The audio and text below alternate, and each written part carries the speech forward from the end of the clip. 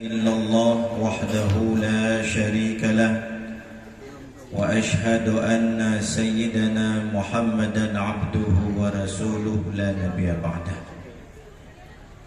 اللهم صل وسلم وبارك وكرم ومجد وعظم على سيدنا وحبيبنا وقدوتنا وقرة أعيننا محمد وعلى آله وصحبه أجمعين.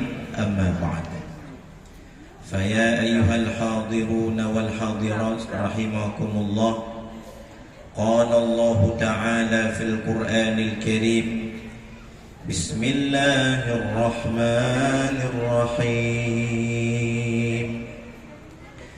وما محمد إلا رسول قد خلت من قبله الرسل أفإن مات أو قتل انقلبتم على أعقابكم ومن ينقلب على عقبيه فلن يضر الله شيئا وسيجزي الله الشاكرين.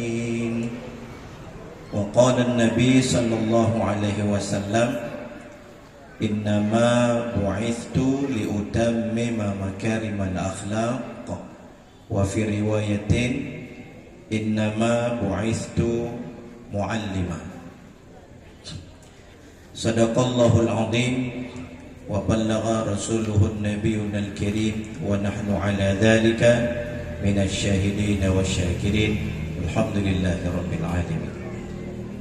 Puji syukur kehadirat Allah Subhanahu wa taala, yang mana pada malam yang berbahagia ini Allah telah memberikan kesempatan, kesehatan, umur panjang, sehat badan, sehingga pada malam yang berbahagianya kita bersama-sama dapat hadir di halaman rumah Allah yang mulianya untuk memperingati acara seorang manusia afdalul khalqi khalqan wa khuluqa, yang seafdal makhluk Allah khalqan wa khuluqa, baik fisiknya wa khuluqa ataupun akhlaknya. Selawat berangkaikan salam tidak lupa kita sanjung sajikan kepada Nabi besar kita Muhammad sallallahu alaihi wasallam. Mudah-mudahan ketanyo yang hadir pada malam yang berbahagianya ataupun yang tidak hadir, yang karena ada satu dua halangan, mendapatkan syafaat beliau dunia, kubur dan akhirat insyaallah. Dan juga kepada keluarga, sahabat beliau, dan juga kepada ulama-ulama mutaqaddimin dan ulama mutaakhirin. Ta'ziman wa takriman dari kami sebagai penceramah pada malam yang berbahagia ini kepada orang nomor satu di kecamatan kita yang mulia ini, Kakanda Bapak Camat, yang rupaji kamu sabuh daerah awai dari Aceh Selatan, gotnyan di Samadua, ulun tuan di Puluman. Tapi ulun tuan Jino, kalau tuan pindah ke Abdia di Babahrod, tepatnya di Desa Ingrah, beserta rekan-rekan beliau yang menemani beliau pada malam yang berbahagia ini. Juga yang mulia kepada Bapak Kici beserta jajaran Tuhalapan, Ketua Pemuda Umum Dusun, Imam Mukim, dan juga yang sangat mulia Burai kamu, orang tua kamu, Tengku Imam Masjid Getanyo yang tercinta ini, dan juga gure-gure ulun tuan, abi-abi, abu, abun dan lain sebagainya, dan juga kepada penitia acara beserta kawan-kawan semuanya yang telah mengadakan acara Festival Anak Saleh yang sangat kita banggakan ini, dan juga kepada wali murid, ibu-ibu, bapak-bapak, pemuda-pemudi teristimewa, kepada anak-anak kita, cucu-cucu kita yang ikut perlombaan. Dan alhamdulillah lun tuan rasanya kali yang kele lun ini ceramah dua go munyahana salah na khutbah dua go le tiga di masjid yang mulia Leuro Raya Leuro Jumat. Jadi alhamdulillah ini mungkin sudah 6 tahun dulu atau 5 tahun dulu. Alhamdulillah pada malam yang berbahagia ini kita dipertemukan kembali di tempat yang sama, yaitu dalam acara Maulid Nabi kita Muhammad sallallahu alaihi wasallam. Jadi mungkin mertua luntuan hana asing le di kampung yang berbahagia ini. Jadi sebab mertua luntuan anak emas Abuya Nasir Wali, yaitu punya kamu ide kamu ken Abun Mahdi Al-Ghani. Jadi Abun Mahdi Al-Ghani-nya adalah di samping guru juga mertua. Sebab wate go nyanwo kedeh pulumat tahun 97. Jadi luntuan termasuk murid tertua ketika beliau pulang dari Serambi ke Puluman. Mbak watenya nacik dari Tino Tengku Sultan. Tengku Sultan nacik buat ide di Puluman. Alhamdulillah malamnya bihadir si banyak. Alhamdulillah ibu-ibu, bapak-bapak yang dirahmati Allah. Ketika ditelepon oleh penitia, tapi untuk meja ceramah kena. Sebelum saya jawab dapat, maka luntuan tanya ni Mbak penitia.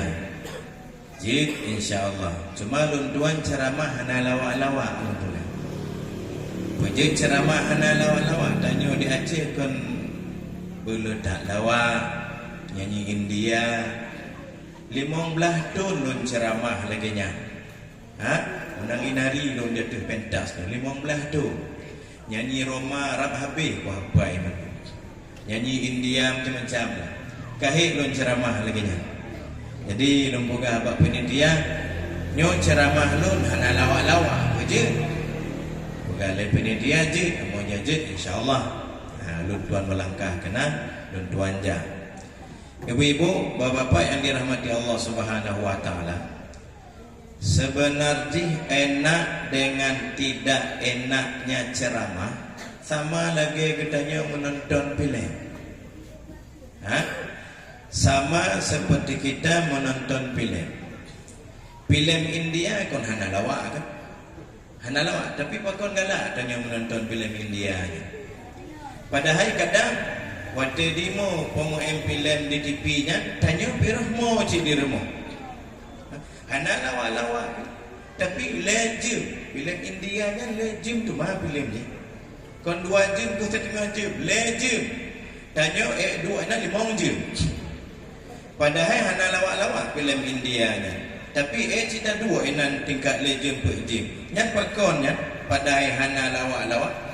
Sebab ibu-ibu, bapak-bapak memperhatikan dan menyimak filmnya mulai dari 1, dari A sampai C sampai Z.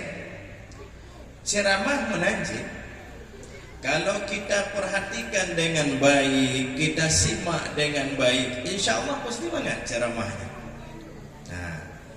Maka ibu bapak yang dirahmati Allah, mungkin malamnya ulun tuan harap kepada ibu-ibu, bapak-bapak bisa memahami apa yang akan ulun tuan sampaikan, dan mudah-mudahannya bermanfaat untuk ulun tuan dan untuk kita semua insyaallah. Puji lagi nya ibu-ibu. Atau dengan tua tengok je hana pupu. Bahlun ceramah tiro ini. Tentu tergantung tengku untuk monya hana kim-kim tergantung. Dengar jenan hana bu. Hana begini. Nah, ibu-ibu, bapak-bapak yang dirahmati oleh Allah Subhanahu wa taala. Jadi kita langsung ke tema Nabi kita Nabi Muhammad sallallahu alaihi wasallam itu dilahirkan pada tahun gajah. Pada tahun gajah.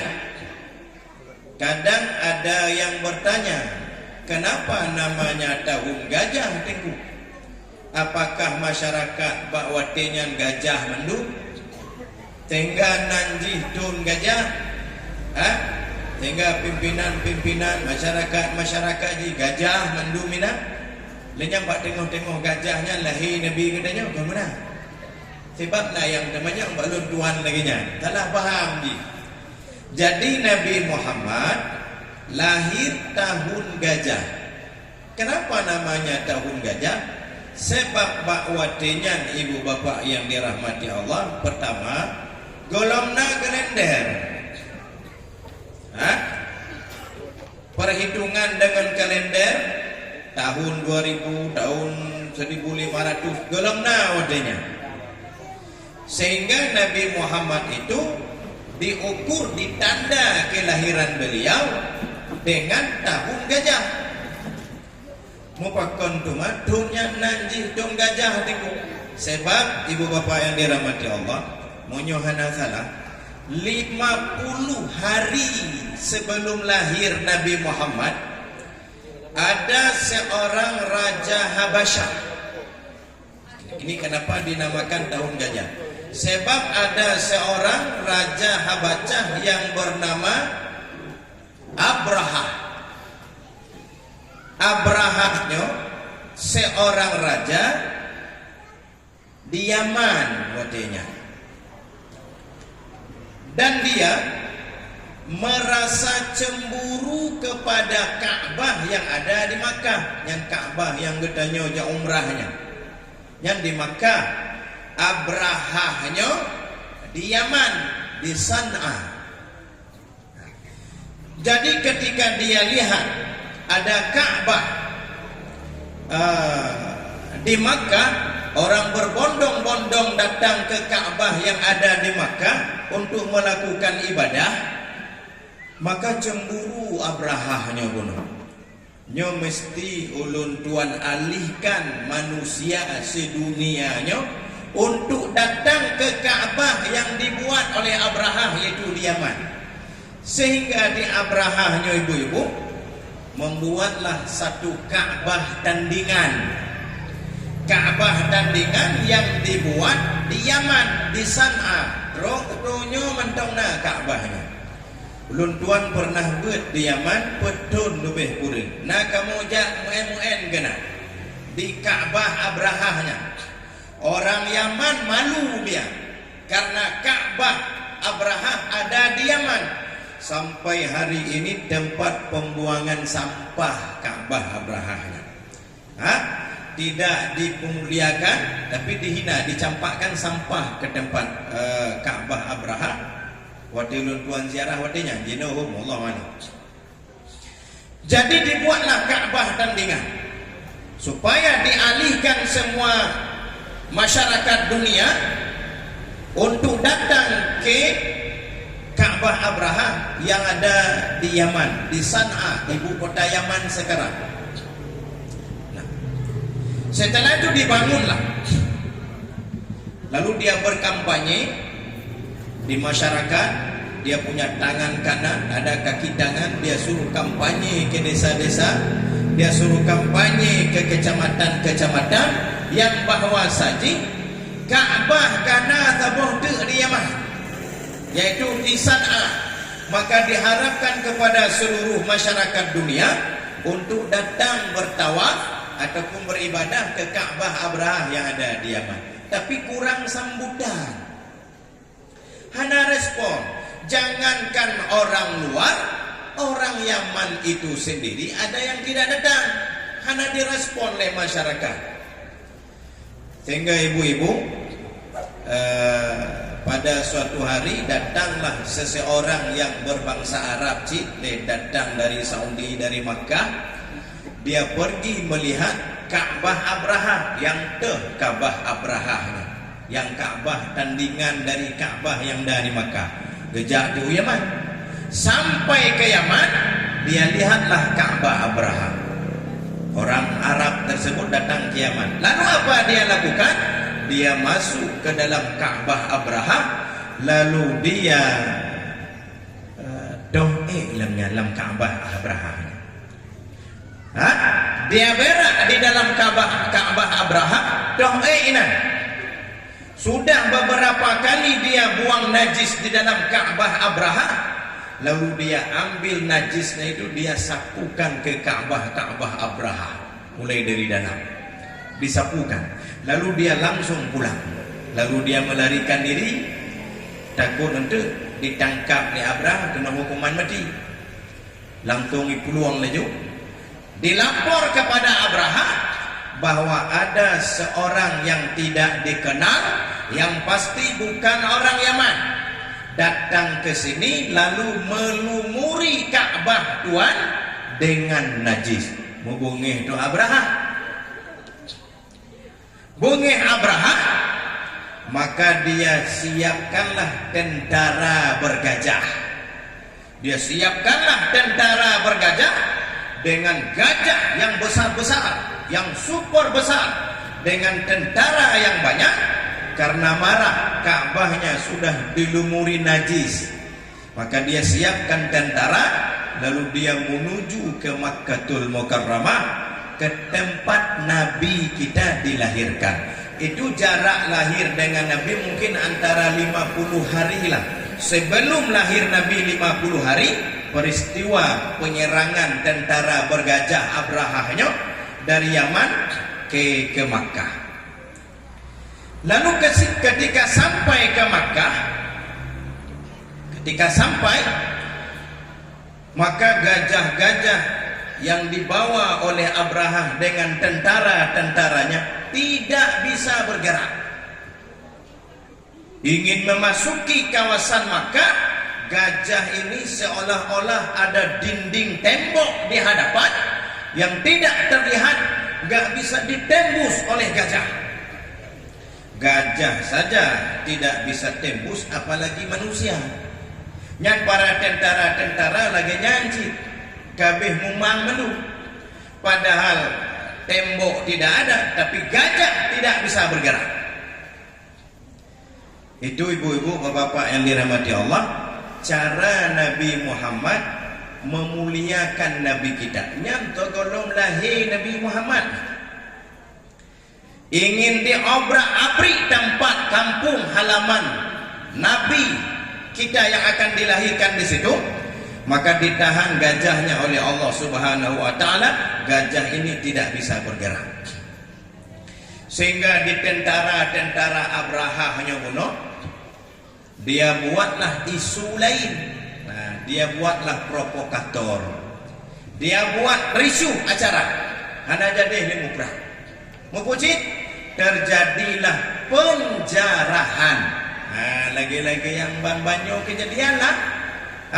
Terjadi penjarahan.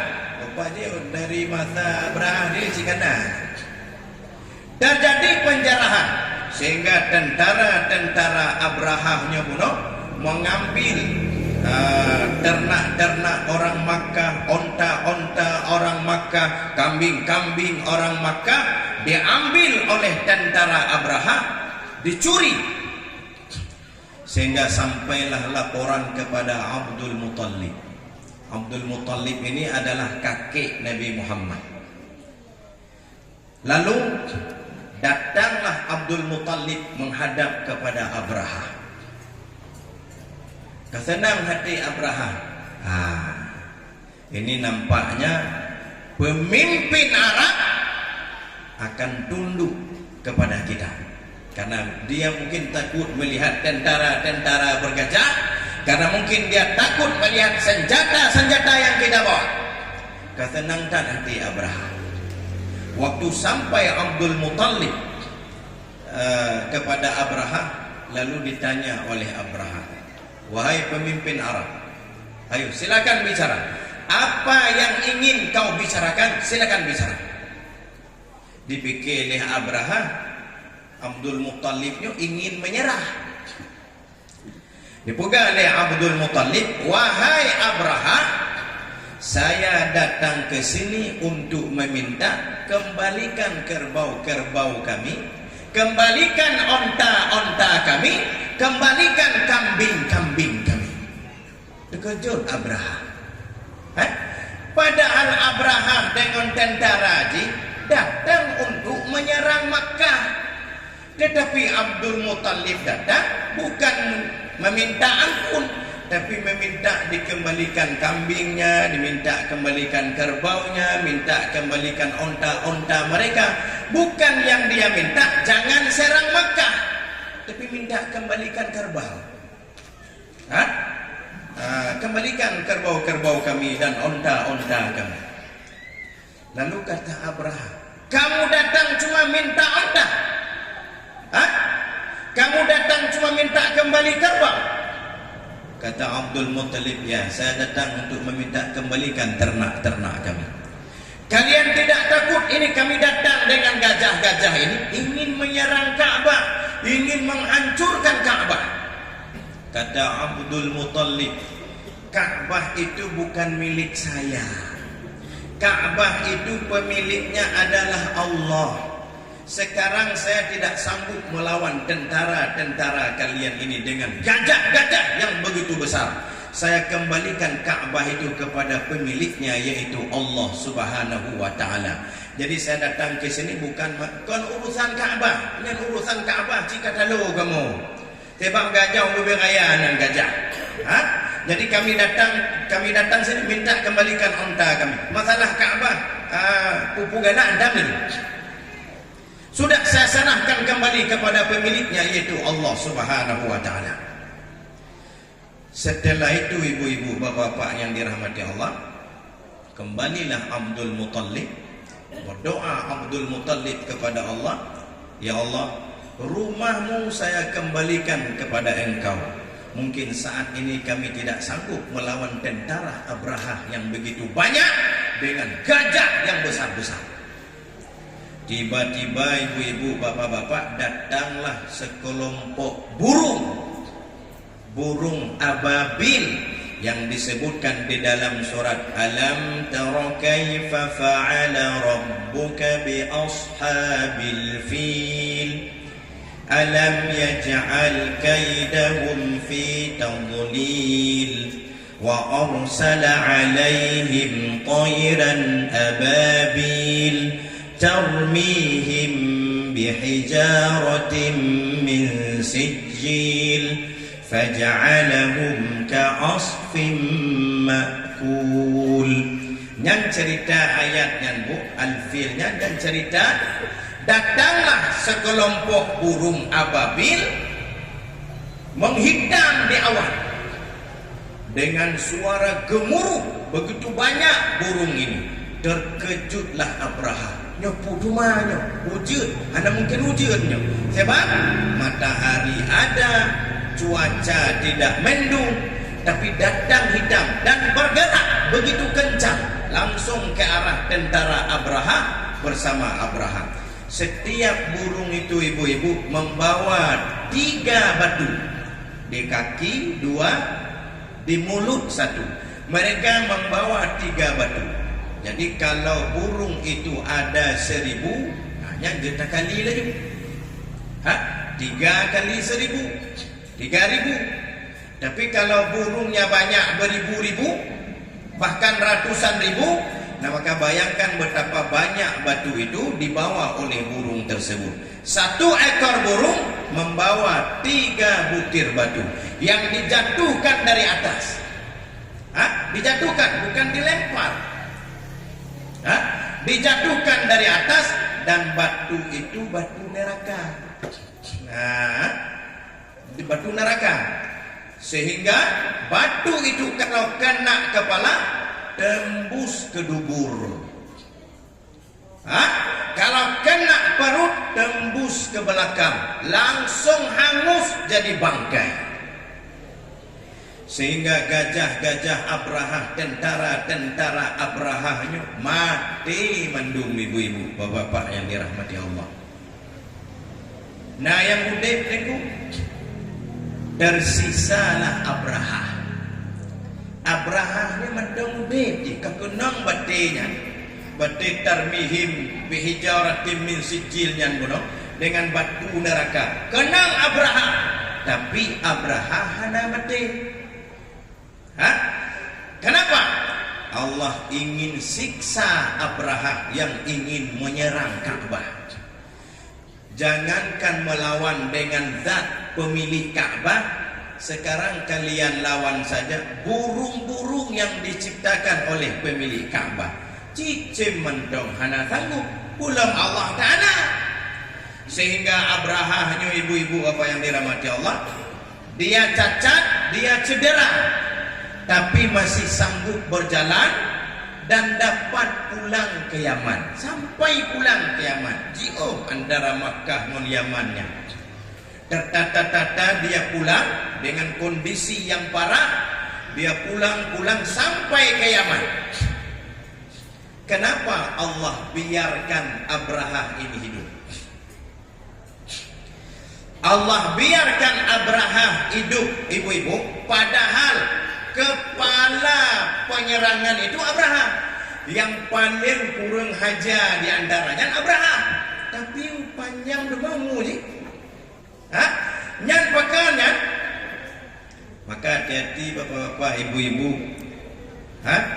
Nyan yang temayang-temayang mak masjidnya kabeh meninggai mandu. Hah? Yang rajin-rajin jamaah bak masjidnya konong takit menung takit lambung asam urat. Lun yang hana semayang, nyo hana pupu. Nyan hati-hati ya. Sama cik lagi Abraha. Abraha Allah biarkan hidup, padahal dia kepala penyerangan. Untuk apa? Memang Allah biarkan sampai ke Yaman supaya Allah hinakan Abraha ini di hadapan umatnya, di hadapan pengikutnya. Ketika sampai ke Yaman, kan ditanya oleh pengikut Abraha, pakon raja lagi nyoka hancur dat badan.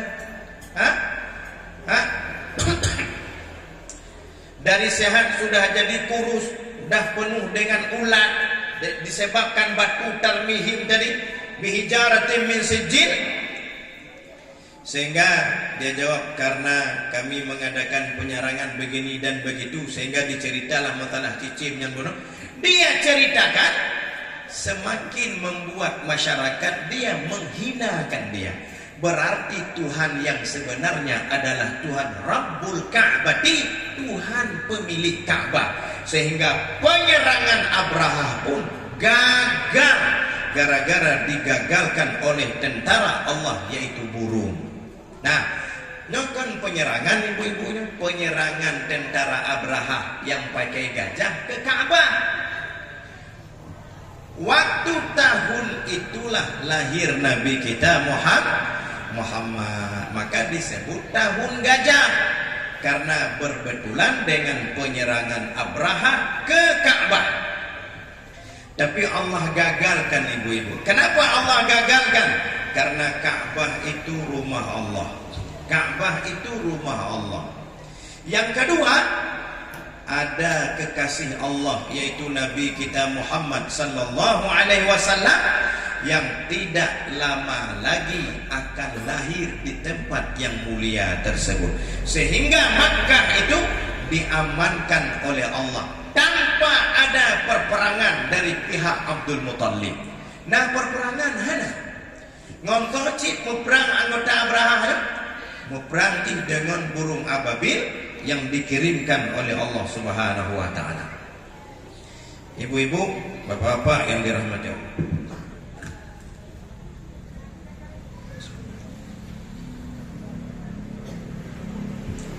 Mupom ibu-ibu. Yang lagi ni ceramah ni. Yang menyo lagi ni ceramah dan kulun lagi wo dan ku je wo ni ana. Maka dinamakanlah tahun lahir Nabi itu tahun gajah. tahun itulah ibu-ibu, setelah beberapa hari penyerangan tersebut, lahirlah Nabi kita Muhammad sallallahu alaihi wasallam. Ketika Nabi Muhammad lahir ibu-ibu, sebelum subuh, rumah Aminah itu seperti ada rembulan di dalam rumah Aminah yang mengeluarkan cahaya ke langit yang begitu terang, sehingga membuat terkejut masyarakat Makkah. Orang-orang Makkah pada waktu itu terkejut karena kenapa? Sebab bahawa tenyan kon golom na sente, kecuali na sente, golom na lampu, golom na listrik, yang napanya punya bahasa kamu palito. Pondai sabot colok bahasa Aceh puan. Culok. Oh colok je. Jadi kan golong na listrik, golong na senter, kok ada cahaya membentang tinggi ke langit.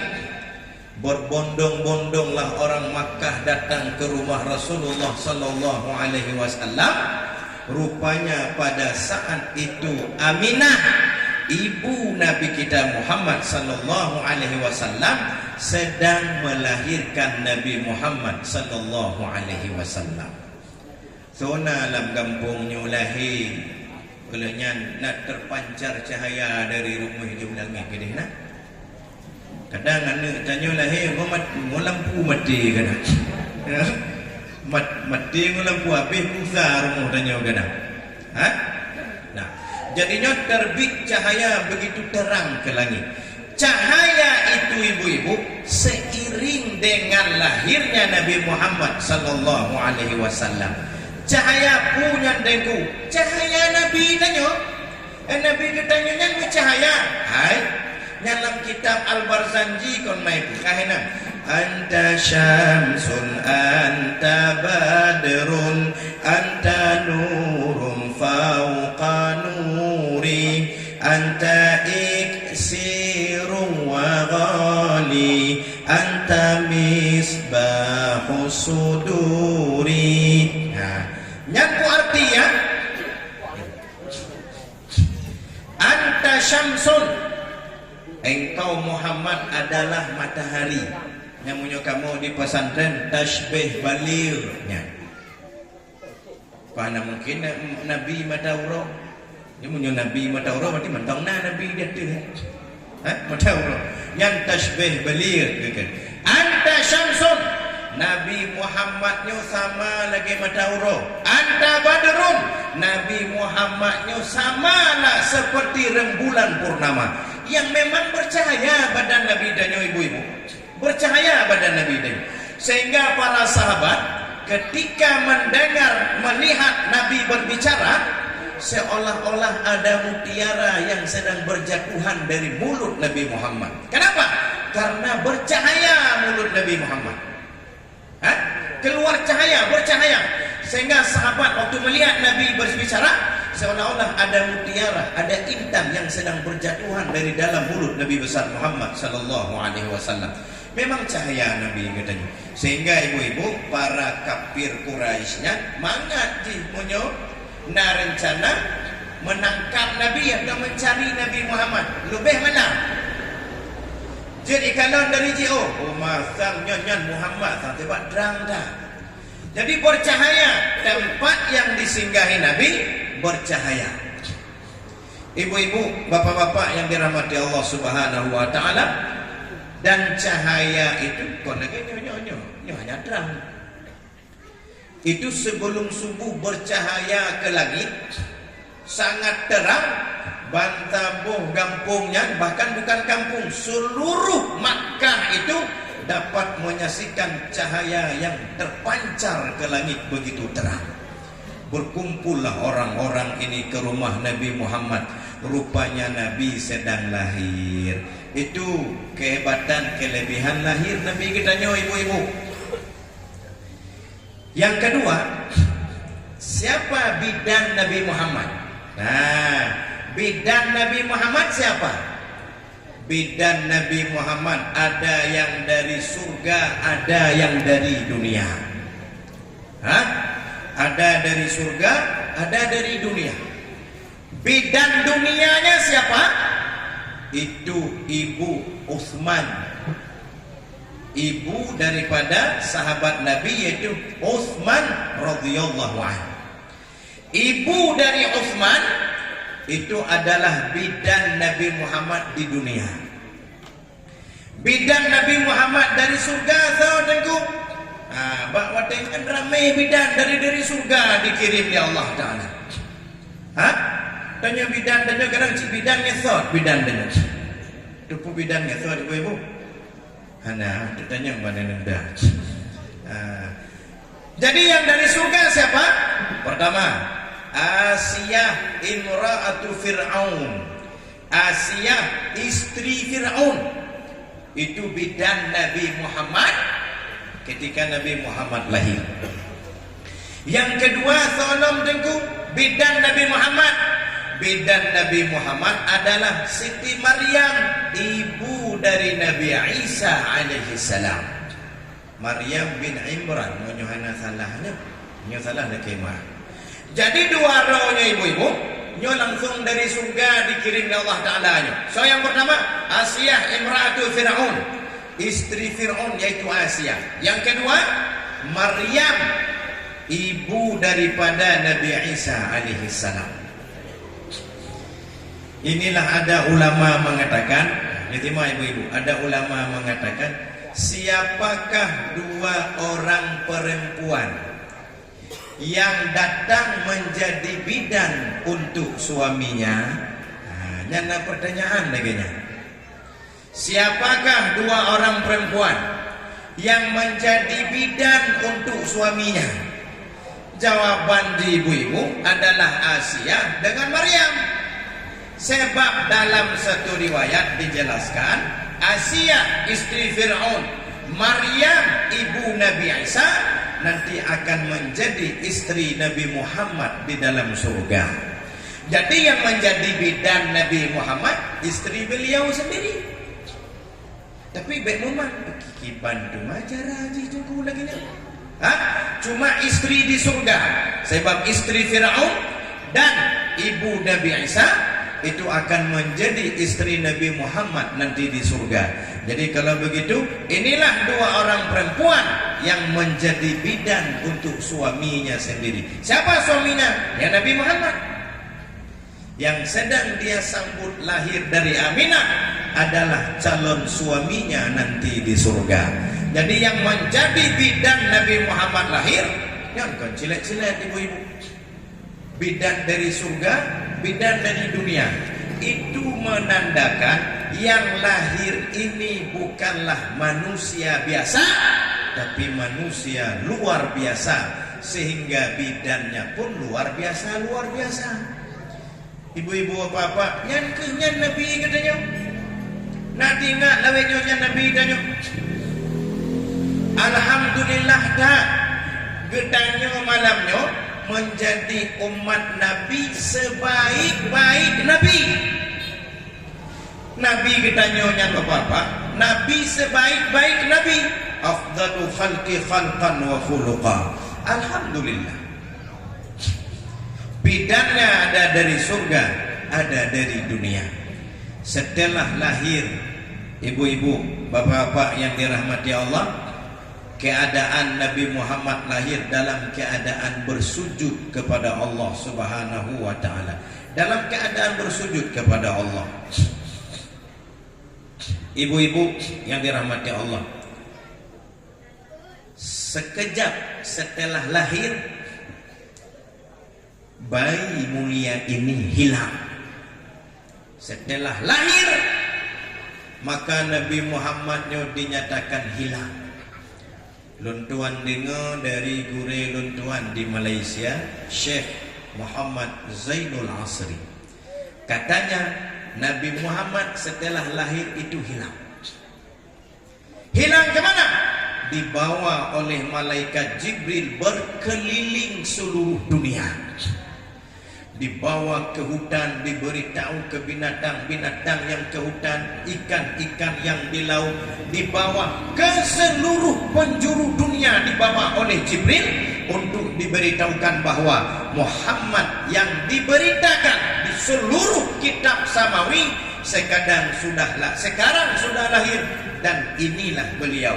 Diberitahu ke seluruh alam, ibu-ibu. Maka ulama mengatakan ke tempat-tempat yang dibawa Nabi Muhammad oleh Jibril bakwatenya, insyaallah suatu saat nanti sampai ke situ agama yang dibawa Nabi Muhammad akan sampai.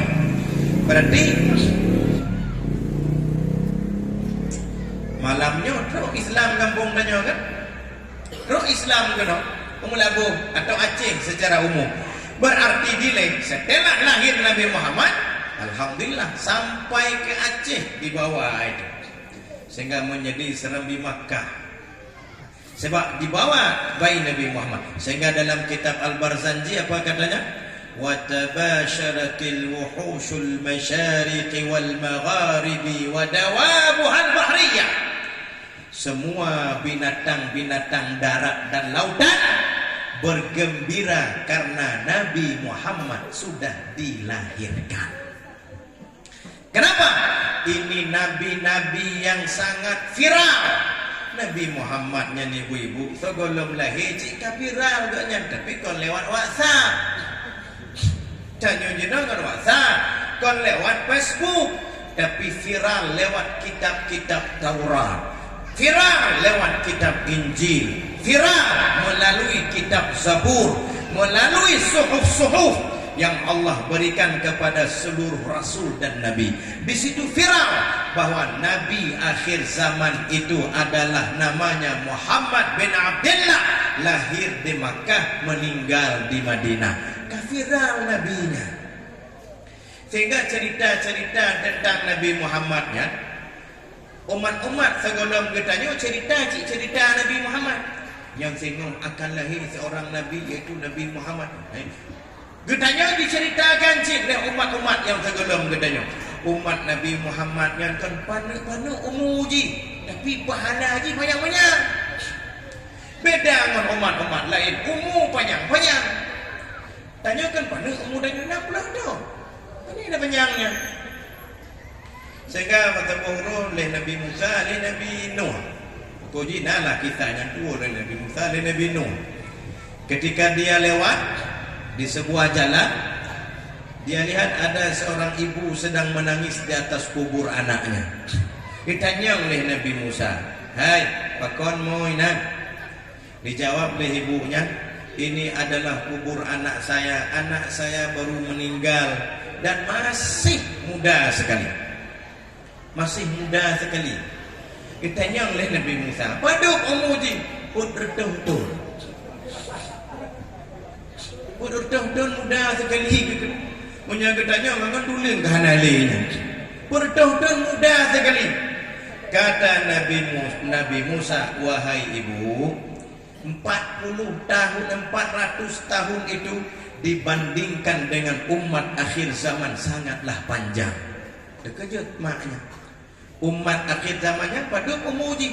Umat akhir zaman, umat Nabi Muhammadnya, umurnya sepanjang umur Nabi. Sebab umur umat mengikut umur Nabi 63 tahun. 60 lenya mendong normal tanya kan? Punya ke 70 kan apa lenya? Nah, mata apa gelinyung tu makannya? Kabar masalah. Ada mata menapa? Gelinyung matang pa. Akai itu maka tinggal 50 tu. Hah? Kanap kan elok kemah ibu bapa. Tapi naci yang 80 matang ke. Yang aglabiah lo pegang. Kon mandu betul. Mahathir Muhammad, Presiden Malaysia, ketertu umugonya. Hah? Jadi 400 tahun. Berapa umurnya umat Nabi Muhammad itu? 63 tahun. Hei dia mikir 60 leh. Ya, wajar menuntut ilmunya. Sebab dibandingkan ke anaknya 400 tahun, maka kitanya ibu-ibu boleh sadar si umur tanya 60 tahun. Kan 60 tahun. mati takadon cita-cita berleumu sebedon gede. Leh pupu cari cita-citanya. Dulu lama. Umat Nabi Muhammad 60 ledon ditanya oleh ibu-ibunya 60 dan panjang yang menuntut ilmu, panjang ibadah, kiban cara damang surga lagi nya. Umat Nabi Musa 63 tahunan mentong dalam ayunan. Mentong dalam ayunan 60 tahunnya. Tanya kamu meninggal. Maka dicerita oleh Nabi Musa, umur mereka pendek tapi pahala mereka berlipat ganda Allah berikan, bisa berjuta-juta tahun lebih panjang dari umur mereka. Nyagedanya ibu-ibu, umat Nabi Muhammad sallallahu alaihi wasallam berbangga seluruh makhluk. Karena kenapa? Karena Nabi Muhammad sudah dilahirkan. Jadi gedanya jak maulidnya ibu-ibu kan, jak maulidnya. Kon tajak hura-hura mendem. Dari rumahnya benar rasa dalam hati gedanya, senang tak hati gedanya, lahir Nabi Muhammad. Harus kontak batin kepada Rasulullah sallallahu alaihi wasallam. Jadi ibu-ibu, bapak-bapak yang dirahmati Allah Subhanahu wa taala, cuma ada satu golongan yang tidak berbahagia. Ketika dia dengar Nabi Muhammad lahir, mereka bersedih. Siapa? Yaitu iblis wa junudi, iblis dan tentara-tentara iblis. Menyo yang kena musibah. Mereka lah yang menangis. Mereka lah yang bersedih dengan lahirnya Nabi Muhammad sallallahu alaihi wasallam. Kenapa? Misi visi mereka akan hancur dengan datangnya Nabi Muhammad sallallahu alaihi wasallam. Misi Nabi Muhammad, innama bu'istu liutammima makarimal akhlak. Saya datang, kata Nabi, untuk memperbaiki akhlak. Sementara setan datang untuk memperburuki akhlak. Setan kan wajah katanya bah lagi manusia hana pupu. Cuma kiban cara setannya akhlak katanya boleh gaya setan. Hana pupu wajah manusia pokok di dalam lagi setan. Nyan visi misi iblis untuk menjadikan manusianya setan melu. Mata setan, gelinyuang setan, babah bilagi babah setan, mandung setan. Nyan visi misi iblisnya. Nabi Muhammad utammima makarimal akhlak. Nabi akan datang untuk memperbaiki akhlak gedenya. Jadi ibu-ibu, bapak-bapak yang dirahmati Allah Subhanahu wa taala, yang kan bertentangannya misalnya dua kandidat tanyo di Aceh Baratnya. Yang kan calon bupati yang nyo cita-cita jihnya, calon bupati yang nyo lawan cita-cita aja, itu melawan berlawanan. Sehingga iblis merasa kecewa. Nabi Muhammad sudah lahir. Ini mungkin orang-orang yang sudah kita murtadkan akan beriman kembali. Orang-orang yang sudah berzina, mereka akan Islam. Orang-orang yang sudah membunuh, mereka akan sadar kembali tunduk dan sujud kepada Allah Subhanahu wa taala. Kacau balau, gempa tsunami dalam alam jinnya, dalam alam iblisnya. Kenapa? Lahir Nabi Muhammad sallallahu alaihi wasallam. Kata Nabi, innama bu'istu mu'allima, dalam sebuah riwayat yang lain, saya datang untuk menjadi guru. Sementara setan datang untuk menjadi musuh. Guru Nabi Muhammad, musuh setan. Katanya terbalik, mengan dengan musuh, bermusuh dengan kawan. Dengan guru kita Nabi Muhammad, musuh kita setan. Ibu-ibu kan bapak-bapak, kalau ingin bermusuhan mutemai pahala, kiban cara bermusuhanlah dengan setan.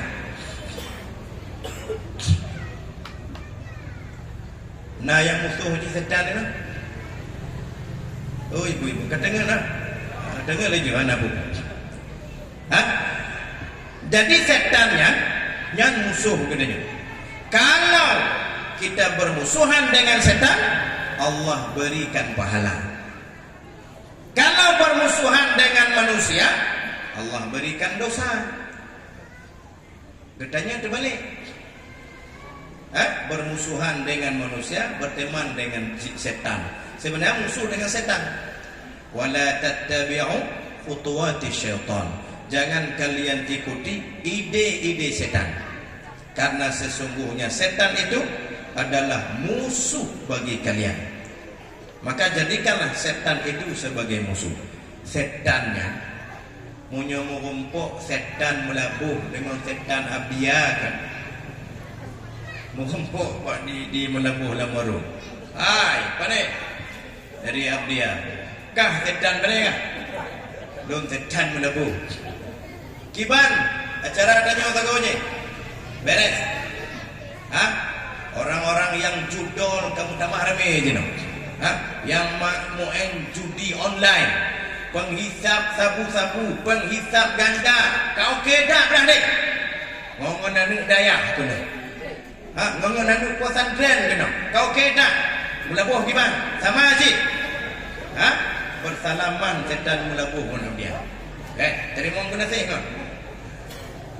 Setannya ibu-ibu ke bapak munyo bote katanya musuh kata karena disuruh oleh setannya setan aja selatan wate katanya mbak setan abdia musuh kak setan lebu ada setannya jaringannya terjalin dengan rapi terjalin. Gak ada setan dengan setan bermusuhan. Tanya mbak setan, hui kah setan? Monte tangga kah? Nang musuh kah? Hana? Godan kamu. Tanya mbak manusia. Tanya lepas ibu-ibu, bapak-bapak. Oh, dia tanya, musuh kah? Hana yang jauh setan. Long pastikan hana yang jauh setan. Oh, musuh long setan. Dibeli setan. Yang musuh hana yang jauh lagi. Waktu dia tanya, musuh kah? Musuh lain. Nyan, yang ini kok rumahnya. Tano hayah lu nabi bagi pandang lu. Yang belang-belang piabin. Abang ni juga. Abang saboh ya, saboh mak ji, musuh ji. So musuh kah? Musuh lain. Nyan, yang belah ya, yang bang belum betul. Lepeh hayah ni cuma belum betul. Nah, jadi tanya tanya le manusia. So musuh kata manusia. Sementara setan tidak. Waktu dia tanya sama setan, siapa musuh kalian? Manusia. Yang setan. Mbak Nabi Muhammad bila nyanci di jauh. Bahasa Bauro. Datang iblis menjelma dalam bentuk orang tua. Berdiri di hadapan rumah Rasulullah. Ditanya oleh Rasulullah, "Man anta?" Siapa kamu? Ana iblis. Saya iblis. Tanya oleh Nabi Muhammad, kenapa kamu datang ke sini? Li'annallaha amarani, karena Allah memerintahkan saya an ujiba su'ala, untuk menjawab pertanyaanmu. Jadi dari Allah Ta'ala iblis itu datang ke Nabi Muhammad untuk menjawab pertanyaan Nabi Muhammad. Pertanyaan yang pertama ditanya oleh Nabi Muhammad, man aduwaka minna, siapa musuhmu dari kami? Ditunjuk langsung Nabi Muhammad, anda ya Muhammad. Langsung ditunjuk Nabi Muhammad, kamu Muhammad musuh saya yang paling pertama sekali. Ya. Jadi setan waktu dia tanya musuh jadi tanya. Cuma yang berat tanya manusia. Hana teringat katanya bahwa musuh katanya setan. Kan? Sibuk ngon HP, sibuk ngon nonton video, ngon WhatsApp macam lah hantu gajah mau kuimnya bahasa Jambi kamu ini. Kagak buat ngonnya. Karena tengok le katanya bahwa setan itu musuh. Maka kita jadikanlah kawan. Maka ibu-ibu yang dirahmati Allah, maka yang paling merasa dirugikan lahir Nabi Muhammad adalah komplotan iblis. Kenapa? Karena misi dan visinya segera dihancurkan oleh Nabi Muhammad sallallahu alaihi wasallam. Ibu-ibu yang dirahmati Allah,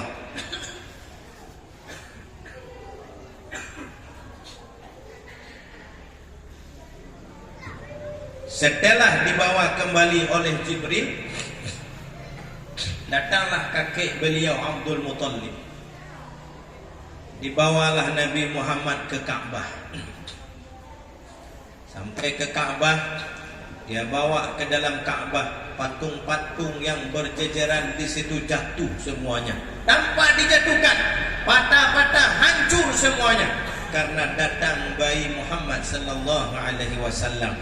Di Ka'bah itulah kakek beliau Abdul Muttalib memberi nama kepada Nabi Muhammad, kepada bayi Aminah, yaitu Muhammad. Diberi namalah oleh kakek beliau Muhammad.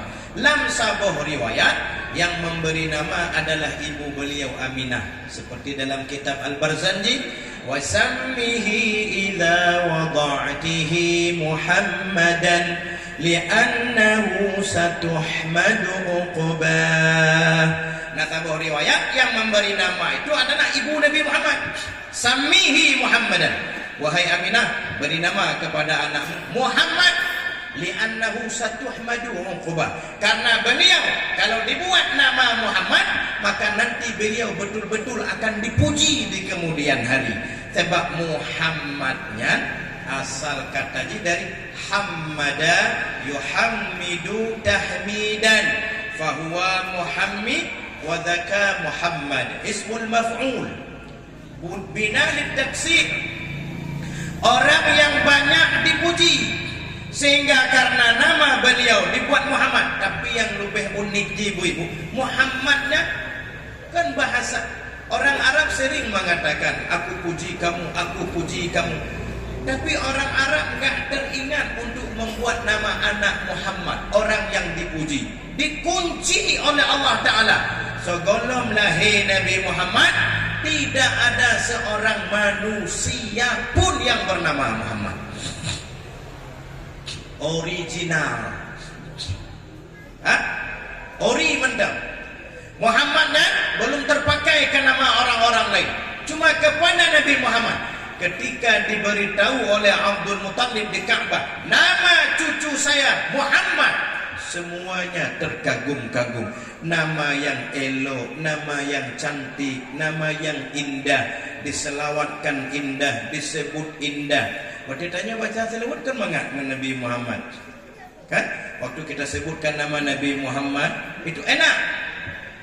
Sallallahu ala Muhammad sallallahu alaihi wasallam.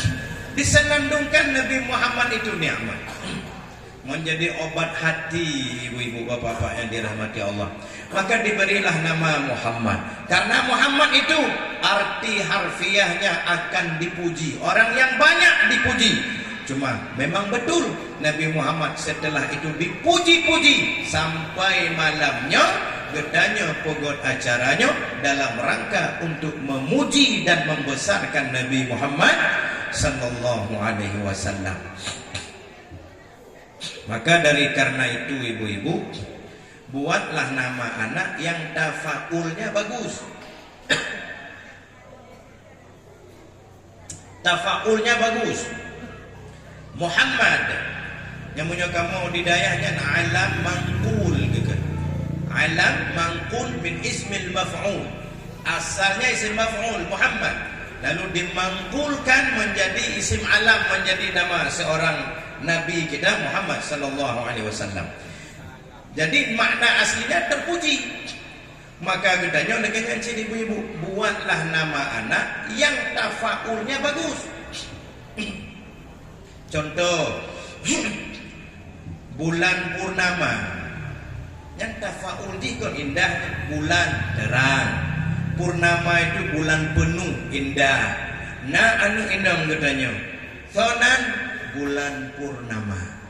Yang tafaul di laga, atau bulan, atau purnama. Tafaul di laga, seperti indahnya bulan purnama. Seperti itulah hendaknya anak saya ini indah, memberi terang, memberi cahaya, indah dipandang, dan juga bersahabat dengan orang banyak.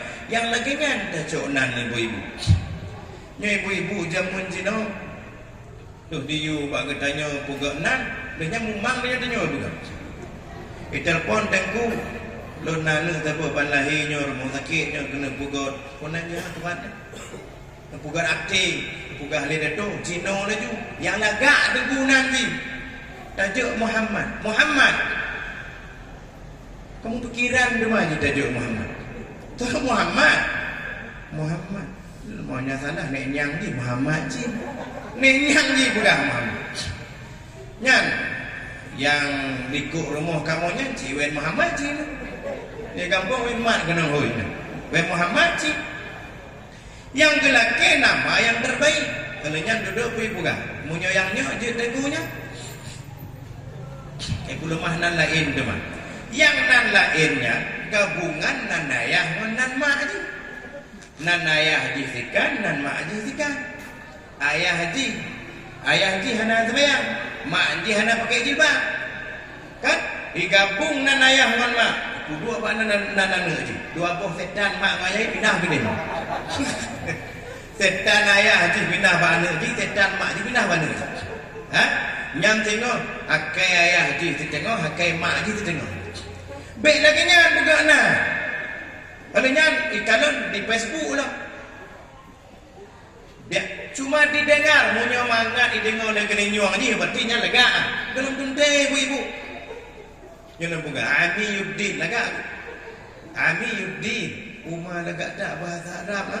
din nyan dengar majlis taklim agama nya Amiunya harampun ya Ami Yuddin munyo Ami Yuddin yang si Buddha agama nanti agak munyo hati katanya bukan Amir Ami Yuddin Buddha agama maksudnya sonankah sumum bukmu munyo kembali tak nanya sumum bukmu nana ji sumum bukmu ni bukan pakan kak bukannya nana hotelan dengan majlis taklim mabunya nak baca ayat sumum bukmumnya nyan mantai dengar ini duit tu iwo anak dengar surah aja sumum bukmumnya jadi buatlah nama anak yang tafaulnya bagus nan nan yang awalnya agak mana kai akhlak ni misal lagi nan artis lah ha nan artisnya hijau nan artisnya dua bana je ha dia tidak melihat latar belakang dari nama tersebut maka bahaya ibu-ibu bak sabahuro kan datang seorang ayah kepada Umar bin Khattab wahai Amirul Mukminin saya mau melapor apa anak saya menampar saya tadi pagi karena saya tidak sanggup melawan sebab anak lo yang karaya wahai Amirul Mukminin lebih raya tangan je tangan lo ditampar lo bunuh dihu oleh Umar bin Khattab diperintahkan seorang sahabat yang lain tolong jemput anak bapaknya bawa ke sini kita proses ditanya oleh Umar bin Khattab apa betul kau tampar ayahmu betul ya Amirul Mukminin polos dijawabnya apa betul kamu tampar ayahmu? Betul. Apa kamu tidak tahu itu haram? Tidak. Ayahmu tidak pernah mengajar Al-Quran? Gak pernah. Tidak pernah mengajarkan Islam? Gak pernah. Namamu siapa? Kode tanya oleh Umar bin Khattab nan dua bahasa Arab. Munyo bahasa tanya kelelawar. Kelelawar nan. Kadang ibu-ibu tanya kan, waktu bungih kan kentin cik lagi nya. Hoi, anak buinya. Ba anak je bukan. Anak je bui, timak je buah. Anak buinya, batat lagi bete. Yang lagi nya hanya ibu-ibu Itu mulut ibu-ibu, mulut ayah-ayah itu doa keluarkan. Keluarkan doa. Doa-doa yang baik. Seperti pugah le pagi ci ibu no pagi ci buka camat no misalnya munyona ni tanya gaji lagi nya batat lagi nya pugah ni hoi presiden Indonesia nya batat dah pugah presiden insyaallah kadang tengok jika presiden ni hoi gubernur pakai batat kah pugah gubernur me pugah hantu hei hantu ayah kah anak kai dengan nek kah piana cepat kau kah lagi kebui anak je kebui pegah setan hantu batai pegah baik lagi nya ibu-ibu bapak yang dirahmati Allah Subhanahu wa taala, nama itu doa, namanya doa. Kesaji nananya katanya Muhammadnya artinya terpuji. Dihoi le ayah haji. Muhammad terpuji hanya artinya. Dengan dihoi di mana mak haji? Muhammad terpuji. Dihoi nenek haji. Muhammad terpuji. Bantampo kampungnya Muhammad terpuji. Oh terpuji. Dalam 100 orang yang menyebut namanya, mungkin ada wali Allah yang kita tidak tahu. Sehingga dengan doa dari nama tersebut, benar-benar anak kita menjadi seorang yang mulia. Muhammad. Kaji ibu-ibu, kalau manggil nama anak jangan setengah-setengah. Menyebut aja orang Aceh kan, kamu di daerah pilih nyanyi. Jioh dai peluang ibarat kitabnya. Fi'il, gitu. Fa'il, Fa'il biasa aja sih. Benar tuang ini. Fa'il. Maf'ul. Nyakang bukan nak maf'ul. I'tiru. Oi. Yang kunci dai peluang ibarat kitabnya. Yang bupiing. Padahal dengar yang marah tu fi'il hana kelima fi'il. Padahal fi'il ikut fi'il. Fa'il. Maf'ul. Orang Aceh kalau gini Ismail dihui. Abdullah dolah. Ya kan? Syarif dihui. Jadi peluang nana sehingga lari dari makna asli. Maka ibu panggillah nama yang penuh. Ahmad, Muhammad.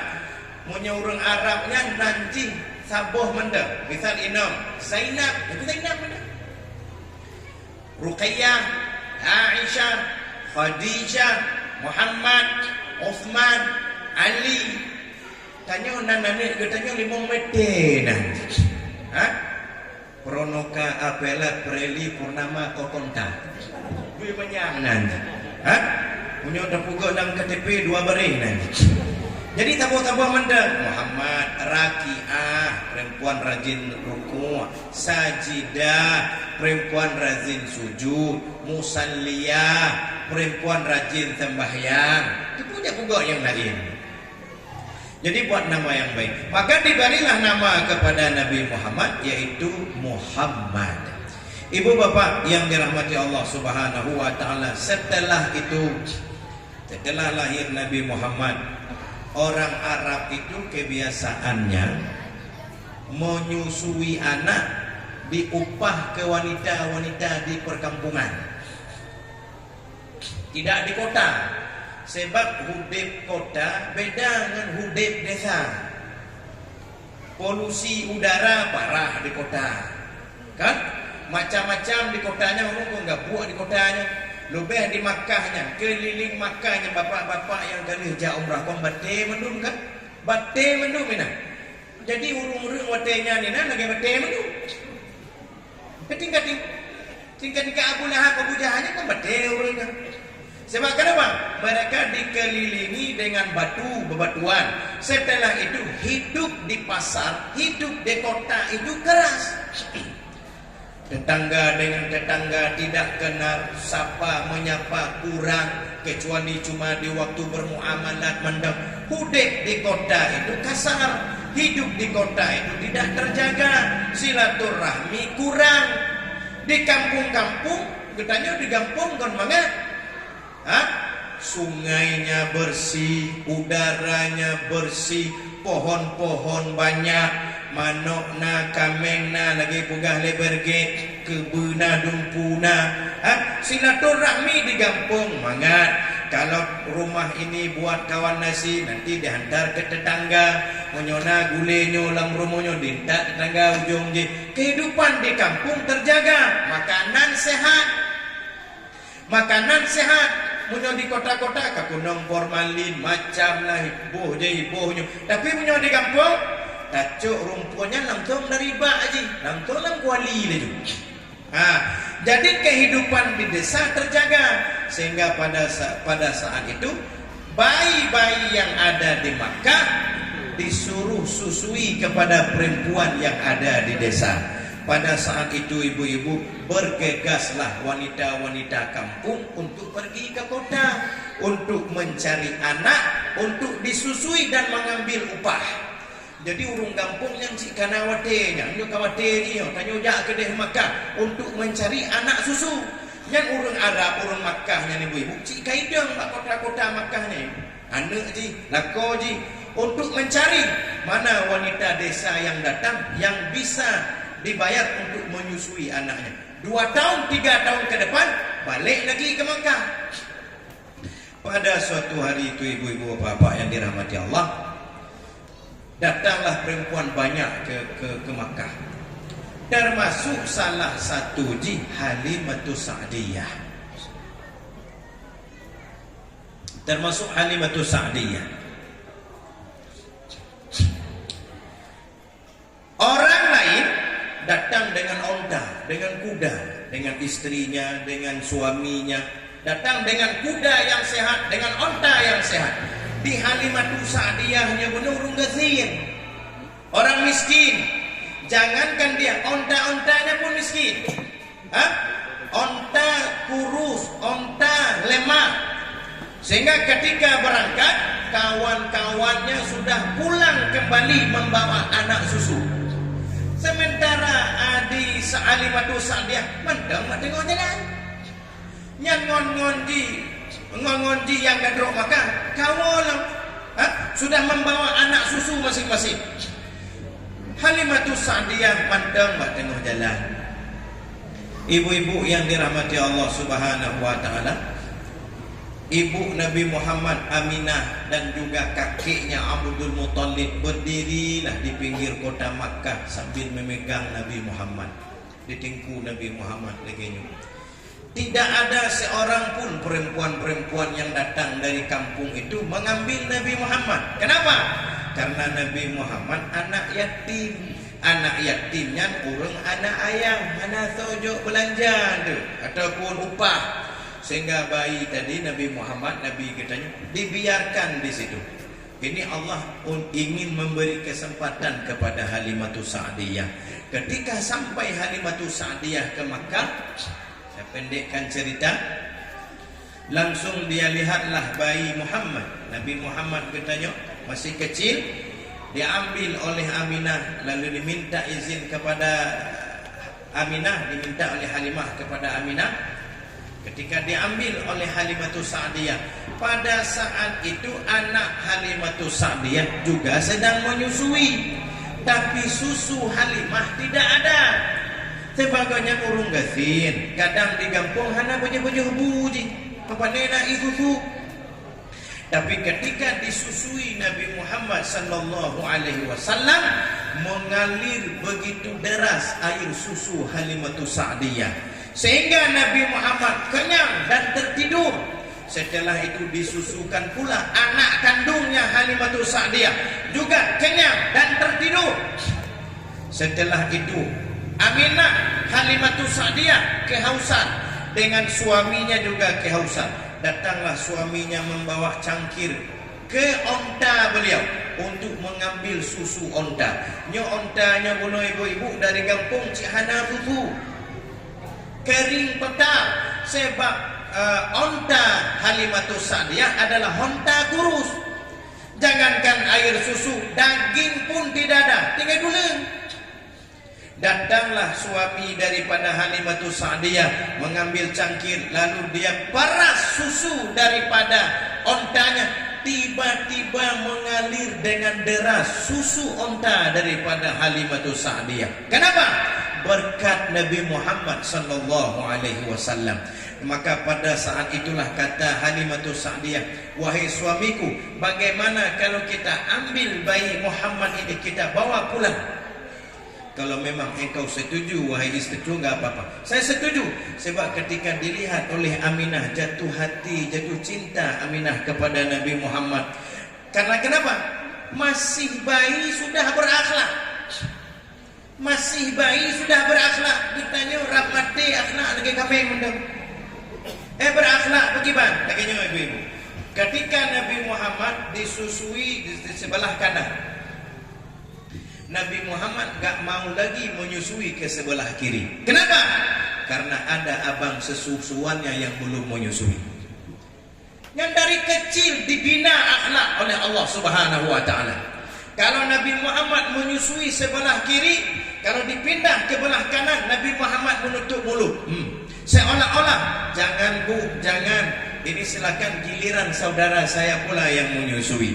Dari kecil beliau sudah berakhlak. Melihat akhlak yang tampil dari seorang Muhammad sallallahu alaihi wasallam, jatuh hati Aminah ibu-ibu.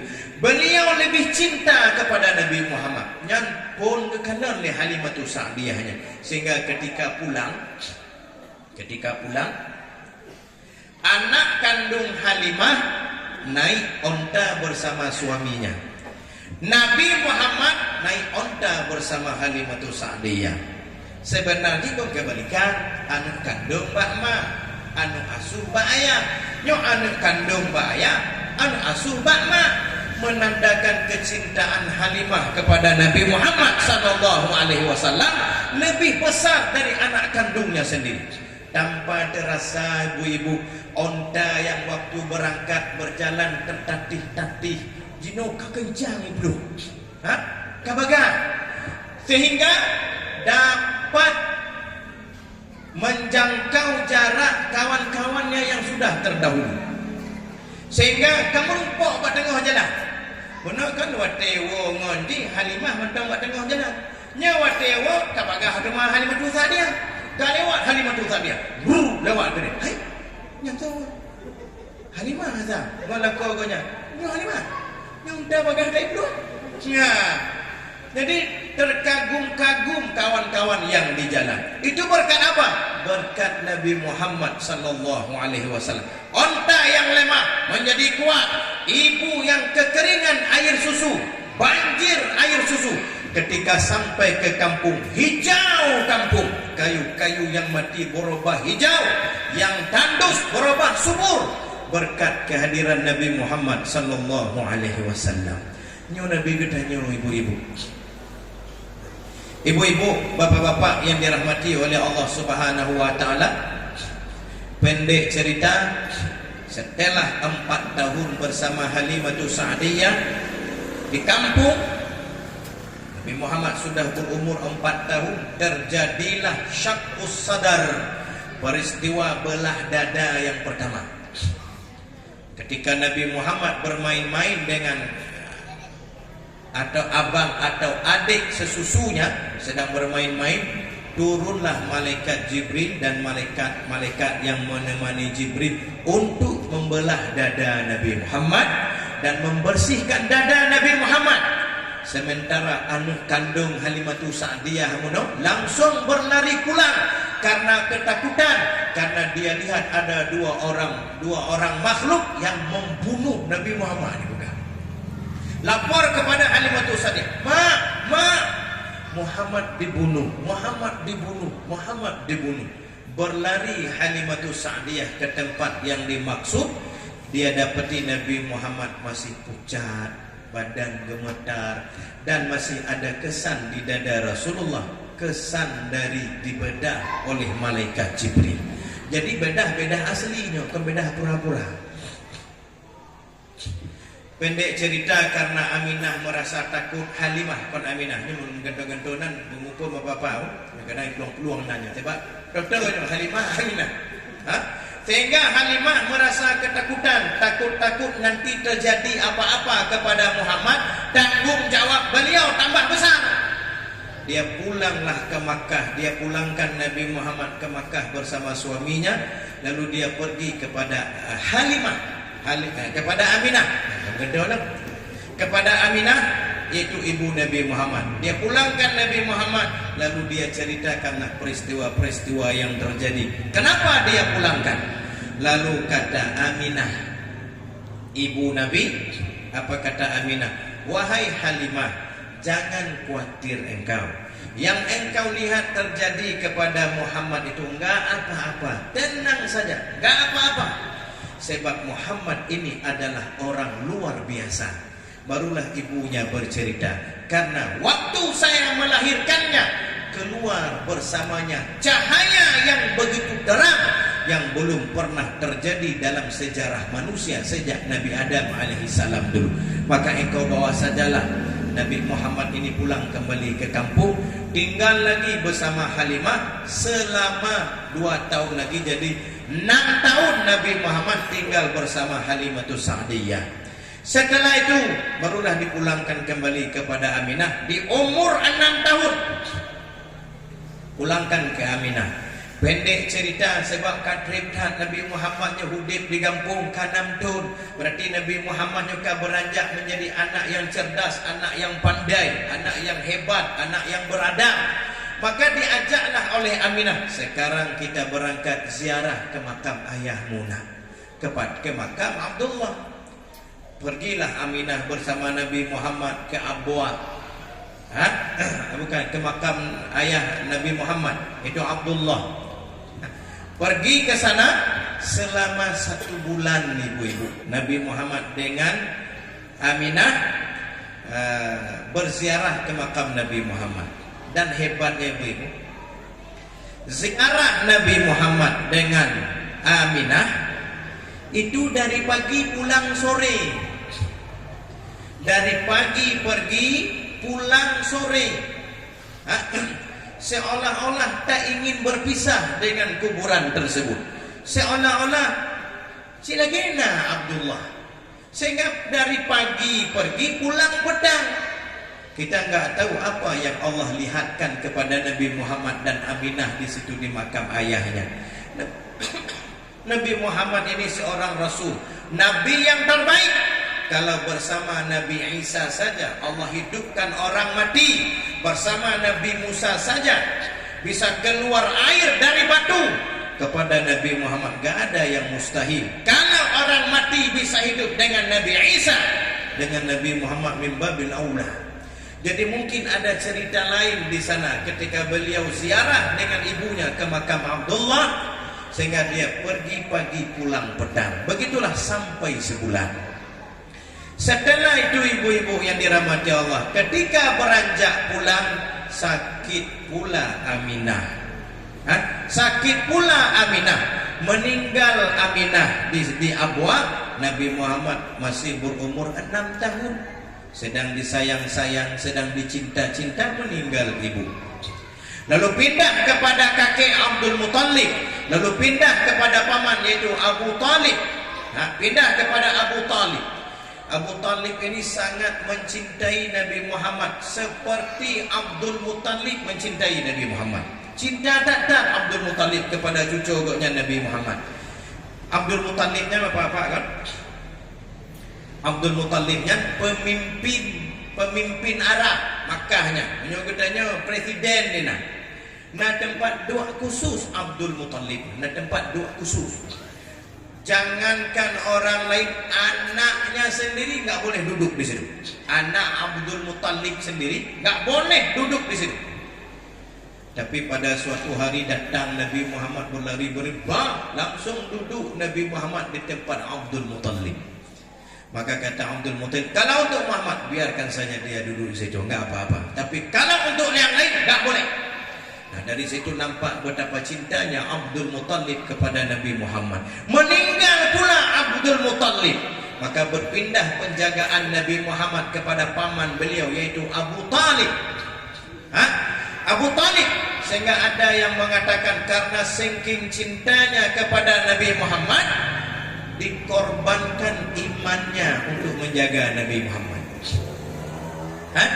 Sehingga dalam sebuah riwayat Abu Talib itu meninggalnya bukan muslim. Dalam sebuah riwayat. Tapi ada riwayat yang menjelaskan bahwa Abu Talib itu meninggal muslim. Sempat Abu Talib bersyahadat tapi bukan di hadapan Rasulullah sallallahu alaihi wasallam. Tapi kita berhusnudzan, mudah-mudahan Abu Talib meninggal dalam beriman kepada Allah Subhanahu wa taala. Meninggal pula paman.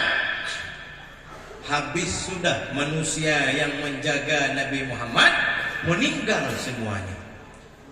Timbul pertanyaan, pakai dia mati mandum yang merawat-rawat Nabi.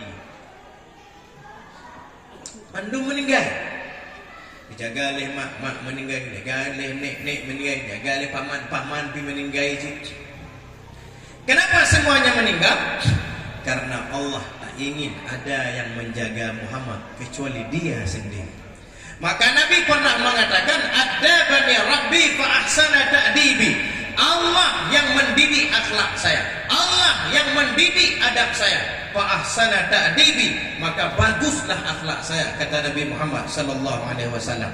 Nah, setelah meninggal paman, barulah Nabi Muhammad pendek cerita sampai umur 40 tahun, maka diangkatlah Nabi kita menjadi Nabi, menjadi Rasul. Sekarang waktunya Muhammad engkau terlepas dari makhluk dan sekarang menuju kepada Sang Khalik, yaitu Allah Subhanahu wa ta'ala. Maka diangkatlah Nabi kita menjadi Rasul di umur 40. Ibu-ibu, bapak-bapak yang dirahmati oleh Allah Subhanahu wa ta'ala. Jadi panjang tak ceritanya kita maulid, karena mungkin lebih panjang tak nyanyi tanya pi kabeh dengan tunya teater dan cok kesimpulan. Jadi apa yang perlu kita ambil dari maulid ini? Yang perlu kita ambil, ibu-ibu, bapak-bapak yang dirahmati Allah, adalah mari kita ceritakan Nabi Muhammad ini kepada anak kita. Bagaimana akhlak Rasulullah ketika masih kecil, ketika sudah dewasa. Bagaimana akhlak Nabi dengan tetangga, dengan istri, dengan anak-anaknya. Ceritakanlah banyak dan sebanyak-banyaknya cerita Rasulullah ini kepada anak-anak kita. Sebab Nabi mengatakan, ajarkan olehmu anakmu 3 perkara. Dalam sebuah riwayat, pertama, beritahulah siapa Tuhannya. Maka beritahulah kepada anak-anak kita pertama sekali siapa Tuhannya, siapa nabinya. Jangan beritahu yang lain. Masukkan ke dalam otaknya dulu siapa Tuhannya, sehingga dari kecil anak kita sudah paham siapa Tuhannya. Yang kedua, beritahulah kepada anak kita siapa nabinya. Buatlah anak kita merasa cinta kepada nabinya, yaitu Nabi Muhammad sallallahu alaihi wasallam. Gimana cara supaya anak-anak kita betul-betul cinta kepada Nabi Muhammad sallallahu alaihi wasallam? Kon cinta di bawah mendem, tapi bisa dibuktikan dengan realitas dari pribadinya, dari cara dia bermuamalah dengan sesama manusia. Yang ketiga, wa ahla baiti, dan beritahulah kepada anak kalian ahli keluarga Nabi. Yang toh keluarga Nabi, kadang bertanya hana tupu tanya lah yang toh mendongna keturunan Nabi pun hana. Waktu terpugah kan yang wen sayyid yang di lekuk rumah tanyanya keturunan Nabi, mana keturunan Nabi di Melabuh. Ini penting. Jadi beritahu kepada anak kita mana-mana keturunan Nabi. Nya orang Melabuhnya menanda. Londengnya wakil bupati Sayyid lah. Yang Sayyid Pak, Masya Allah. Wakil bupati katanya Aceh Barat yang Sayyid. Maunya Sayyid, awalnya bupati Sayyid. Sayyid itu keturunan Nabi Muhammad. Ada Sayyid kalau di Aceh Sayyid, kalau di Jawa Habib geken. Punya di Aceh Sayyid, punya kampung kamu Wen Yid geken. Sayyidnya Wen Yid, berarti punya na Wen Yidnya Wen Sayyid. Berarti Sayyid keturunan nabinya. Cuma di Aceh katanya kadang anak-anak muda hana tu punya Sayyidnya nso. Monyo inang aja atau Syarifah. Yang Sayyidnya yang keturunan Nabi. Ada yang Al-Attas, ada yang Al-Habsyi, ada yang Al-Mashhub, ini marganya. Ada yang Al-Idrus, ada yang bin Hafir. Itu semuanya keturunan Rasulullah. Ba'alawi itu semuanya adalah keturunan Rasulullah. Ajarkan kepada anak kita. Nyo keturunan Nabi kita nyo muliakan. Nyo keturunan Nabi katanya muliakan, ajarkan. Lebih-lebih katanya di Indonesia nyo karena partai-partai puak-puak yang menganggap keturunan Nabi nya kon keturunan Nabi. Yang bekonya menyo tonton video misalnya di YouTube, nah yang puga saya bersumpah bahwa Ba'alawi itu bukan keturunan Nabi Muhammad. Yang dustanya, yang urung-urung yang anaknya, umpumo mendumnya, yang membatalkan nasab Ba'alawi, bahwa mereka bukan keturunan Rasulullah. Bapak-bapak yang dirahmati Allah, kawai hudib di Nanggro gedanya ulama-ulama besar di Aceh, Abu Ya Mudawali Al-Khalidi, di Jawa-Jawanya dan ramai ulama besar-besar seperti Syekh Nawawi Al-Bantani. Di Padang juga banyak ulama-ulama besar. Di Makkatul Mukarramah tidak ada ulama-ulama besar yang mengatakan Ba'alawi itu bukan keturunan Nabi. Tidak ada. Cuma Roma Irama yang buka. Yang taiko Al-Alim Al-Allamah Al-Syekh Al-Danduti ini buku taiko. Kenapa taikonya? Pungo yang puga-puga bahwa Ba'alawi yang kon keturunan Nabi Muhammad yang sana hanya bagi banjir. Kita orang Aceh tetap seperti yang sudah diajarkan oleh orang-orang tua kita, bahwa sayyid-sayyid yang ada di Aceh itu adalah keturunan Nabi. Roh-rohnya bapak-bapak ibu-ibu, manfaat sayyidnya mandong terasakan. Nah bapak-bapak yang haji likurnya gabung nenyo yang haji nak, setiap haji ada dapat uang dari Makkah, dari hotel Al-Ashinya. Nyan hotelnya wakaf dari Habib Puga, Habib Abdullah Balfaqih. Nyan Balfaqih kan marga Sayyid keturunan Ba'alawi. Puga orang Aceh Ba'alawi nyan kon keturunan Nabi. Mandum orang haji yang dari Aceh dikasihkan uang setiap haji ada 4 juta, 3 juta. Nyan siapa? Peninggalan siapa? Itu wakaf hibah dari keturunan Nabi Muhammad, Habib Puga munyohana salah. Roh-rohnya bisa dinikmati. Maka orang Aceh jangan terpengaruh dengan yang mengatakan Ba'alawi bukan keturunan Nabi, Ba'alawi bukan keturunan Nabi. Yang keturunan Nabi ajarkan kepada anak kita. Download di HP-HP. Nah fotoinan Habib Omar nyo keturunan Nabi, Habib Abu Bakar Al-Masyhur nyo keturunan Nabi. Monyo di Jawa nah Habib Munzir Al-Musawa, nah Habib Rizik bin Syihab. Di Aceh nyo ramai ci ulama-ulama gedanyo yang sayyid, tapi kadang sebagian besar mereka enggak pakai sayyidnya, dirubah jadi tengku. Monyo di Aceh kan tengku di Anjung, tengku di Anjung yang sayyid. Mungkin kadang dek sebab di Aceh dulu keturunan Nabi ini diburu dan dibunuh. Kenapa? Karena mereka dianggap berbahaya untuk orang Belanda. Maka dianggaplah diburu keturunan Nabi ini untuk dibunuh. Maka mungkin ada sebagian merubah nama. Pugah-pugah ni Sayyid bahaya. Rohonyo hanya pugah ni. Kadang sebagian hanya dipulih aja. Keturunannya gimana caranya? Hanya dengar leh. Cuma dari nenek saya kata kamu saya cuma tu. Sebab nah silsilah ni. Kadang dia sebab musim Belanda takut-takut, kadang ditimbun di tanah, kehancur menduk. Maka ajarkan kepada anak kita yang Sayyid Syarifah aja, yang keturunan Nabi, gedanya umat Nabi Muhammad, hargai darah daging Nabi Muhammad. Lam sabu hadis bikin oleh Nabi dalam kitab Riyadhus Salihin, raqibuni fi ahli baiti. Lihat-lihatlah aku di dalam keluargaku, kata Nabi Muhammad sallallahu alaihi wasallam. Ini ajarkan cinta Allah, cinta Rasul dan cinta keluarganya Muhammad sallallahu alaihi wasallam. Perbanyak foto di rumah, foto sayyid-sayyid mentang, download di HP-nya, di print, lalu buat bingkai, buat di rumah. Keturunan ulama-ulama tanya lagi nyanyi, sayyid-sayyid tanya lagi nyanyi, duduk di rumah katanya. Gambar-gambar yang ada jelas dan duduk di rumah katanya. Nah, yang selanjutnya ibu bapak yang dirahmati Allah, dalam bulan Maulid ini marilah kita memperbanyak berselawat kepada Nabi Muhammad sallallahu alaihi wasallam.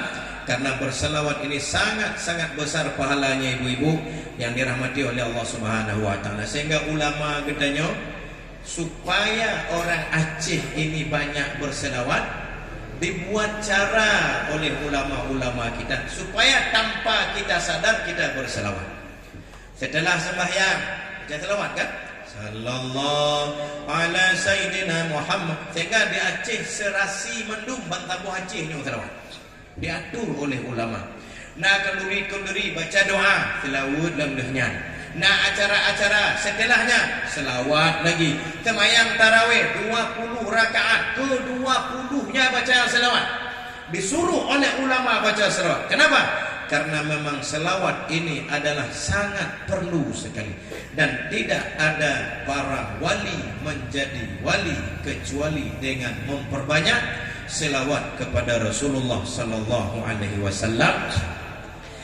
Dan selawat yang paling mudah ibu-ibu, bapak, pemuda-pemudi, baik yang berdagang untuk supaya lancar rezekinya, lancar usahanya, nah amalkan selawatnya. Sallallahu ala Muhammad, sallallahu ala Muhammad, sallallahu ala Muhammad. Nyan mendap sallallahu ala Muhammad, sallallahu ala Muhammad. Setelah sembahyang berselawat 10 kali sallallahu ala Muhammad. Aduh anda daripada dengan HP pakai saya nganggur lagi kambing lagi. Lebih ganda baca sallallahu ala Muhammad, sallallahu ala Muhammad. Ibu-ibu sedang masak di dapur, mana apa ya pakai modal yang terlalu lagi. Sallallahu mana masak lagi. Sallallahu ala Muhammad. Mungkin masak lagi. Jadi perbanyaklah selawat. Nyo selawat lonco da ijazah haji dari gure lontuan Al-Habib Abi Bakar Al-Adini bin Ali Al-Mashhur, ulama besar di Timur Tengah khususnya di Yaman. Luntuan pernah cok ijazahnya untuk diamalkan. Malamnya untuk sebagai kenang-kenangan dari lun, mudah-mudahan tersambung sanad bagainya selawatnya. Malamnya ingin lun untuan ijazahkan selawat ini untuk seluruh yang hadir. Untuk pugah kabil tu atau kaluh lun terima pugah lagi nyaman. Ini contoh, saya ijazahkan selawat ini untuk diamalkan. Nanti jawab sama-sama, sudah kami terima. Bapak paham ibu-ibu? Okay. Selawat Allahumma salli ala Muhammad. Saya ambil ijazahnya langsung kepada Al-Habib Abi Bakar Al-Adini bin Ali Al-Mashhur, bersambung kepada gurunya Qutubul Aqtab, yaitu Habib Abdul Qadir As-Saqqaf. Sebagaimana beliau telah ijazahkan kepadaku, maka selawat ini saya ijazahkan kepada seluruh hadirin malam ini. Kalian dan terima. Yang tengok lulus sembahyang, namaikan ibu-ibu, pemuda-pemuda lagi nyanyi. Nanti diistiqamahkan. Nanti beda orang, beda yang akan Allah berikan kepada masing-masing. Amalkan terus. Sallallahu ala Muhammad, sallallahu ala Muhammad, sallallahu ala Muhammad, sallallahu ala Muhammad. Sampai nanti amalkan, insyaallah dunia akhirat akan Allah berikan kepada kita syafaat. Ibu-ibu, bapak-bapak yang dirahmati Allah, tiba nama tahun acara ni katanya, mungkin ceramahnya ulun tuan padai sampai di sini. Di mana ada salah janggal, di situ kami mohon untuk diperbanyak maaf dan terima kasih atas segala perhatian. Doa dulu. Doa dulu. Sebelum saya tutup dengan salam, mari kita baca doa terlebih dahulu. A'udzu billahi minasyaitonir rajim. Bismillahirrahmanirrahim. Alhamdulillahi rabbil alamin, hamdan yuwafi ni'amahu wa yukafi mazidah. Ya Rabbana ya Maulana, lakal hamdu wa lakal syukru kama yanbaghi li jalali wajhikal karim wa 'azimi sultanik. Allahumma salli wa sallim ala sayyidina Muhammadin النور الذاتي والسر الساري في سائر الأسماء والصفات وعلى آله وصحبه أجمعين. اللهم اغفر لنا ذنوبنا وذنوب والدينا وارحمهما كما ربيانا صغارا ولجدنا ولجداتنا ولمشايخنا ولأساتذتنا ولمن حضرنا ولمن غاب عنا وللمسلمين والمسلمات العامة برحمتك يا أرحم الراحمين. اللهم ارزقنا متابعة النبي صلى الله عليه وسلم أولا وآخرا وظاهرا وباطنا وقولا وفعلا وطاعة وعبادة وعملا صالحا وعدا. اللهم هب لنا من أزواجنا وذرياتنا قرة أعين واجعلنا للمتقين إماما. اللهم إنا ضمناك أنفسنا وأموالنا وأولادنا وأهلينا وذوي أرحامنا ومن أحاطت به شفقة قلوبنا وجدران بيوتنا ومن معنا وما معنا وكن لنا ولهم حافظا يا خير مستودع في الدين والدنيا والآخرة يا رب العالمين. ربنا آتنا في الدنيا حسنة وفي الآخرة حسنة وقنا عذاب النار. وصلى الله على سيدنا محمد وعلى آله وصحبه أجمعين. سبحان ربك رب العزة عما يصفون وسلام على المرسلين والحمد لله رب العالمين. سبحانك اللهم وبحمدك أشهد أن لا إله إلا أنت أستغفرك وأتوب إليك. السلام عليكم ورحمة الله وبركاته. وعليكم السلام ورحمة الله وبركاته.